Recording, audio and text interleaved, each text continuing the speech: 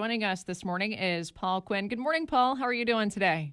I'm fantastic. How are you? Great to talk to you, and a great opportunity to let people know what is planned for this upcoming Saturday. There will be several bands who are going to perform at the Barn in Zanesville, and the chance to let people know the reason behind this, the inspiration behind this. A wonderful young man who we sadly lost last year, your son, Andy. So that is why it's called the Andy Jam.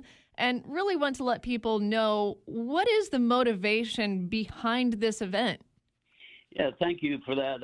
Andy was a wonderful young man. He died last March at age 31 of a viral infection. But his dream was to be a law enforcement officer. And he had, even prior to his death, we discovered he had a deformity in his back that apparently he was born with. That required some surgery and prevented him from physically being able to carry out the duties of a law enforcement officer. But he never really lost that dream. And he did work in loss prevention at Kroger and was the best they had, I'm told. So we wanted to, in Andy's memory, allow somebody else to maybe realize their dream of going to the police academy and a career in law enforcement. After he passed away, I was speaking with my fiance, Jackie Baker, who many of you know was a deputy sheriff, and she was able to do that by virtue of a scholarship.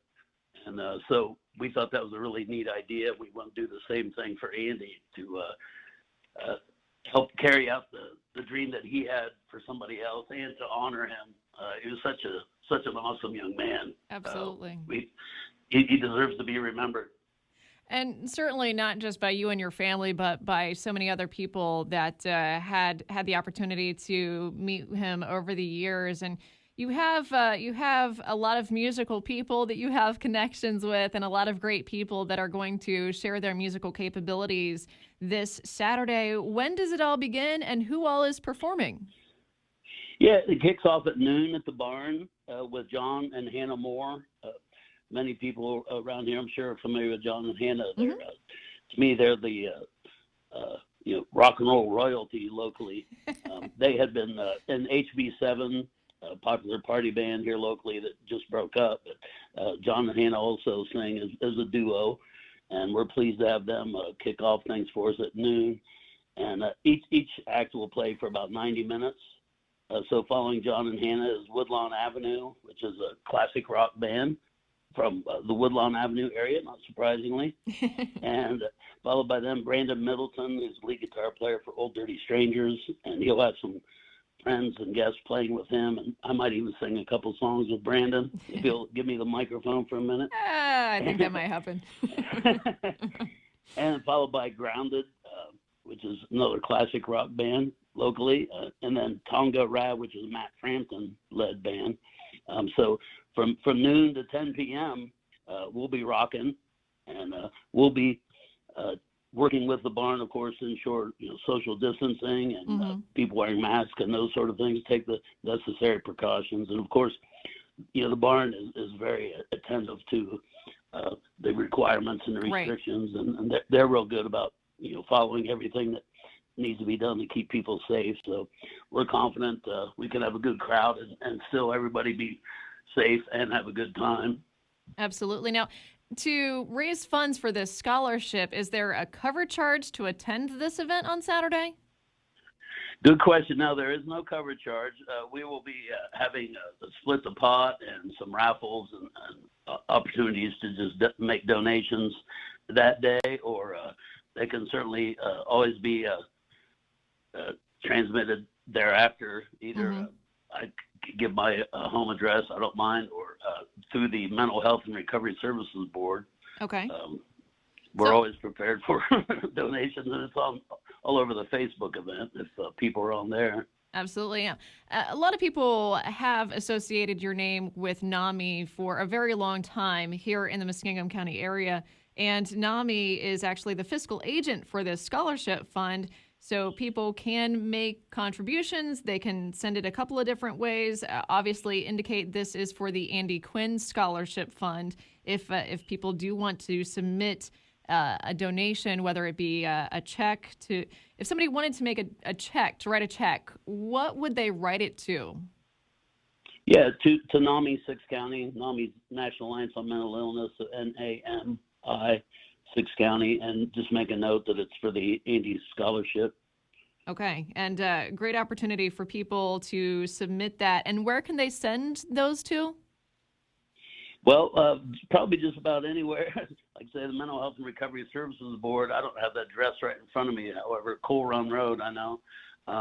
Or you can send it to my personal address, 2024 Dresden Road in Zanesville, or drop it off at the barn. Jim will get it to me, whatever's convenient. I'm not hard to find. Well, you are all over Facebook. I know that for sure. So, yeah. Opportunity to let people know a bit about this event that is happening on Saturday. And if they happen to drive past on Linden Avenue, now they know a little bit about why it's happening. And a great way to remember a wonderful young man, your son, and the opportunity to pay it forward, which is something you've always done, which is something that Andy always did. And the opportunity to present a chance for a scholarship for a young person. I know this is just in the formation, but initially the idea is to do this on a yearly basis. That's the goal. Of course, we need to raise enough money to be able to do that. And we're still in the formative stages, but it will be for the program at Zane State College. And we do have some money raised, and we may be able to, even this fall, be able to assist maybe with the cost of books or supplies.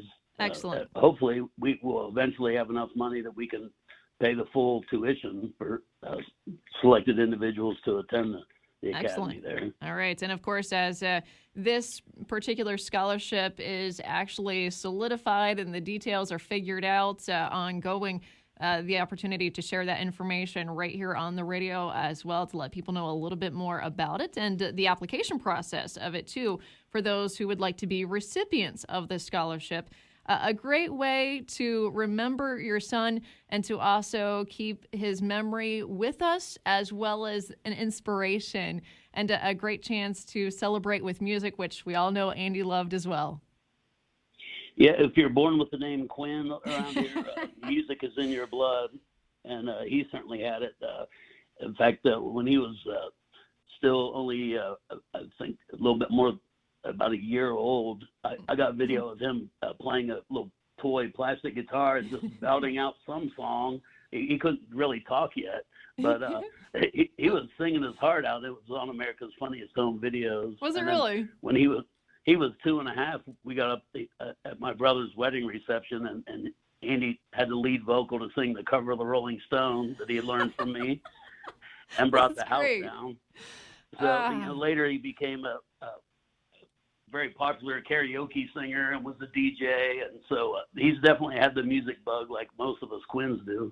And a great way to celebrate him with music this Saturday. There is no cover charge, but ultimately you are attempting to raise funds for this scholarship in his name, in his honor.